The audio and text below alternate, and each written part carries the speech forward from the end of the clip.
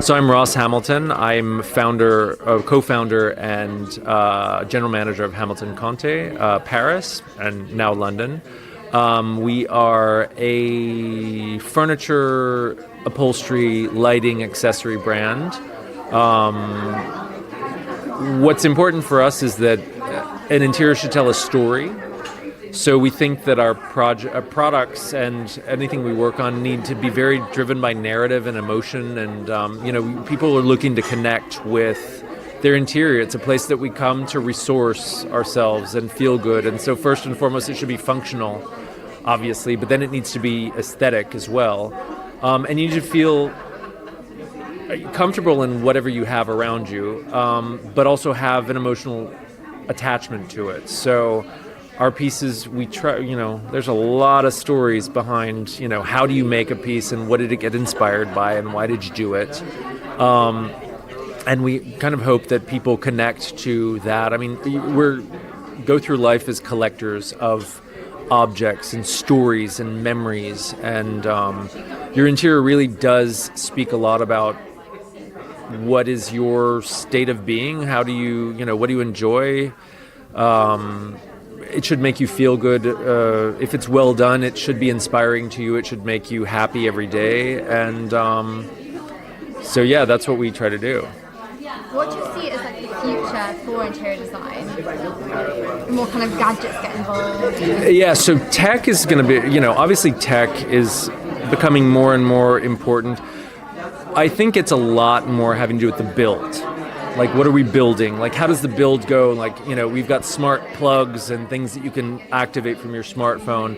A sofa, I don't know how technological it needs to be.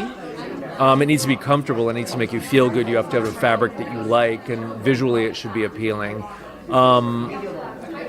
Stylistically, we have an aesthetic that we've been working with since we started and whatnot, and we're trying to figure out how to renew and how to refresh, because I think we always have to be innovating. You have to be creating new things. I mean, furniture is fashion.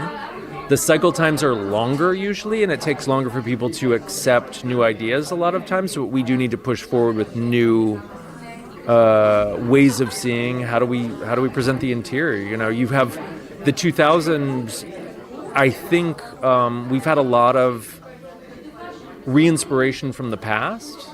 I can see that. And obviously we have a lot of inspiration from the past and whatnot. But it's a question of how are we seeing, what's 21st century? What are we looking for? How are we going to redefine movement and comfort? And, you can look at a lot of our stuff is very 60s and 70s inspired, because the 70s, I think, really, that was a very fashion-forward decade in a lot of ways. And then you have the 80s that got very geometric, and we lived with that for like 30 years. And now we're embracing curves again. Since, I don't know, the curve really started hitting in 2014 in more of a mass market. Now it's very much accepted and whatnot. And then always the question is going to be, what's next? Like, what's next? Yeah. And how did you kind of get into interior design? Was it like by chance, or did you fall into it? I totally fell into it. I'm an economist. So I'm Hamilton, my associate's Conte. Conte is an interior designer by trade and a furniture designer. And I was corporate in the auto industry. But what was important for me always, because, at some point we're always kind of sell something, I suppose. You're either selling goods or services for the most part, and in some way, shape, or form. And for me, it was important to sell something that was an emotionally driven product. I think automobiles were a very emotionally driven product. It's very much an exterior expression of self, whereas furniture is a very interior expression of self. It's something that, your house expresses who you are, or should. I agree. Sometimes it takes a while to get there and figure out what it is that you want and need and whatnot. And having moved several times in the past few years and renovated, I'm discovering at the same time. And at least we work with interior designers primarily who are really, their goal is to tell the story of their clients. It's not, as far as I'm concerned, I mean, if you're a true interior designer, there are principles and a dynamic of, how did you approach a space, but you're doing a project for somebody else.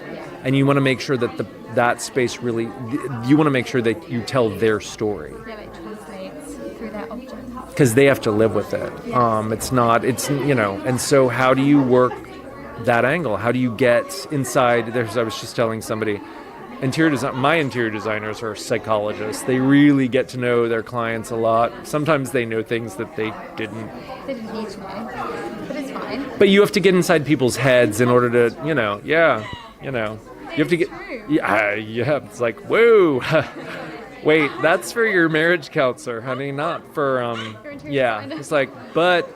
A lot of times it's like, how do you create equilibrium? And a space can really do a lot. It's how do you move through your space? You can see, I can go into spaces and be like, why is your couch here? And you move stuff around, even just moving things around or painting a wall can change experience.